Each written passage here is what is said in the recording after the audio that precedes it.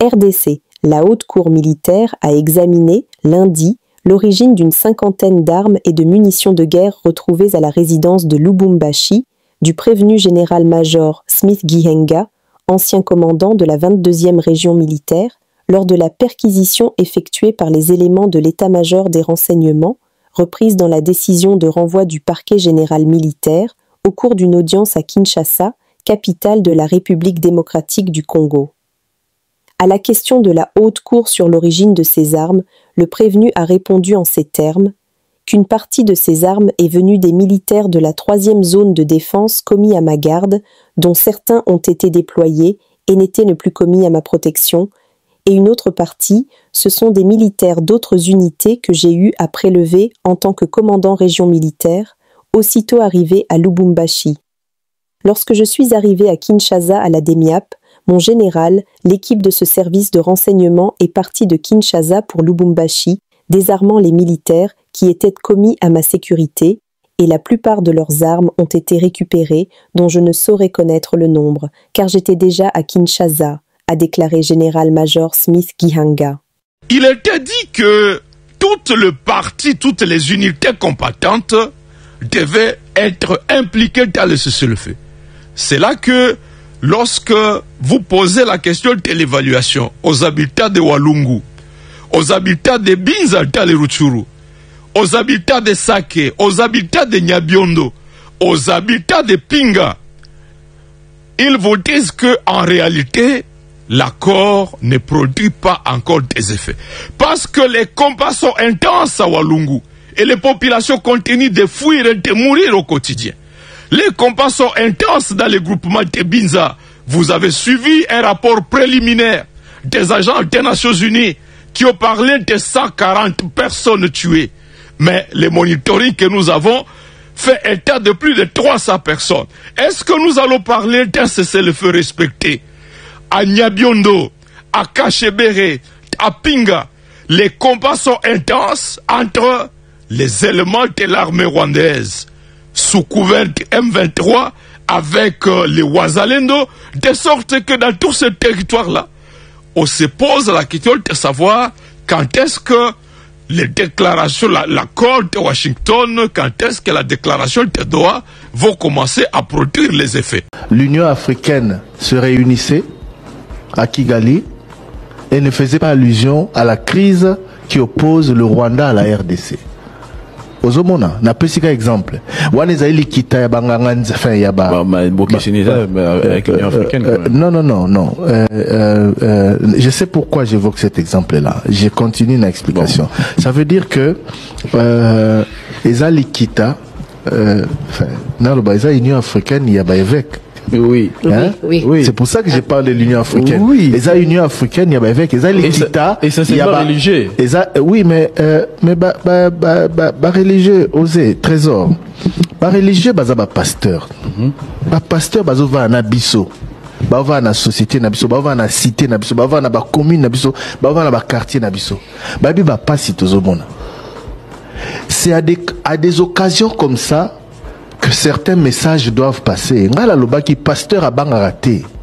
Na lobité que monseigneur Ambongo a son micro a loba ce qui m'a ramené à Roloba. Mais il y a des messages à passer à l'occasion des rencontres comme ça. C'est une rencontre où ici bah évêque Nyon sur Afrique. En tout cas bah responsable de l'église catholique et Afrique. Namboka oyo ezali na problème namboka mususu. Mboka na ye. Même pas par lui, mais un message comme ça devrait passer sur Boyo Kanyantre Bamboka Mibale, sur Mabeo Ezaïko Salama Sengele Sila, sur. Voilà. Il peut trouver une formule, mais au moins il passe un message. Au lieu qu'il y a Okumi, sa président Kagame, son leadership, c'est grâce à lui qu'on est ici, ces pays inspirent et aspirent. Enfin, c'est bien. Mais voilà.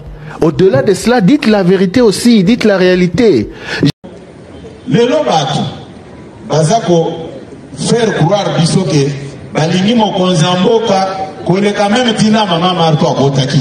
Mais c'est de la malhonnêteté.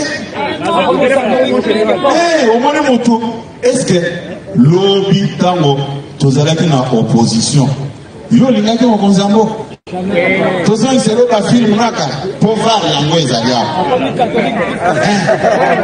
Voir ezali. Puisque na moni ba trazolo ba okende na permanence wana kakuya televino ba écran géant. Les écrans géants ils ont bangi sona ni. Les écrans géants ils ont bangi sona ni. Il ne peut se vivre. Puisque ezona makamu mususu toboya kakoloba ngobe soki tobandi kokota na ba détail wana bato mosusu bakombo bobengaka bango bobengaka bango lisusu bakombo wana te bato papa Tshisekedi abenga bavagabond politique bantivaleur. Le général-major Nyembo Abdallah est venu présenter ses civilités et signaler officiellement sa prise de fonction dans sa nouvelle juridiction de commandement.